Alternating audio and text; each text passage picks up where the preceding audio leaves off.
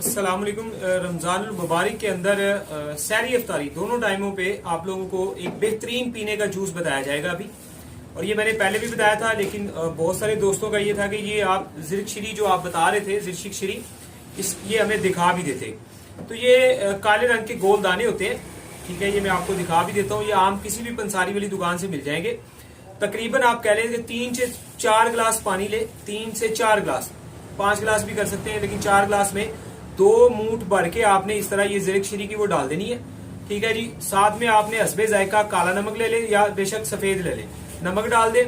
और हस्बे जायका आप चीनी इसमें डाल के 2 4 6 चम्मच उसका अच्छी तरह ग्राइंड करके जूस बनाए। मिजाज में थोड़ी मिस्टेक थी, लेकिन ये है कि इसका सर्द खुश्क मिजाज होता है, सर्दी इसके अंदर होती है, मैदे के लिए बहुत अच्छी है, हाजमा करती है, प्यास को कंट्रोल करती है। सहरी में भी पिए, अफ्तारी में भी पिए, यानी कि अफ्तारी में इसका इस्तेमाल